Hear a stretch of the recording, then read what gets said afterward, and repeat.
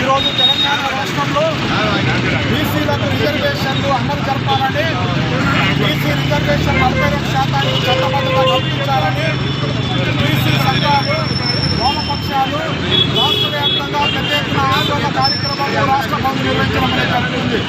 కానీ ఈరోజు బీజేపీ వైఖరి చూస్తే దొంగ అన్నట్టుగా ఈరోజు బీజేపీ వ్యవహరిస్తుంది. కేంద్రంలో అధికారంలో ఉన్నటువంటి బీజేపీ పార్టీ పార్లమెంట్లో బీసీ రిజర్వేషన్ల చట్టాన్ని తీసుకొచ్చి అది రాజ్యాంగంతో కొద్దిగా చేస్తే ఈరోజు బీసీలకు న్యాయబద్ధంగా రాజ్యాంగబద్ధంగా రిజర్వేషన్ వచ్చేటువంటి అవకాశం ఉంది. కానీ తెలంగాణ రాష్ట్రంలో 8 మంది ఎంపీలు, 2 కేంద్ర మంత్రులు, 3 ఎమ్మెల్సీలు, 8 మంది ఎమ్మెల్యే నుండి ఉన్న పోతు మీద వర్షం ఇచ్చినా కూడా లేవన్నట్టుగా ఈరోజు బీజేపీ ప్రజాప్రతినిధులు మీకు దమ్ము ధైర్యం ఉంటే కేంద్ర ప్రభుత్వం మీద పోరాటం చేసి బీసీ రిజర్వేషన్ అమలు జరిపించాల్సినటువంటి బాధ్యత బీజేపీ పైన ఉంది. మీ దొంగనాటి గారు తెలంగాణ ప్రజలు క్షమించారు.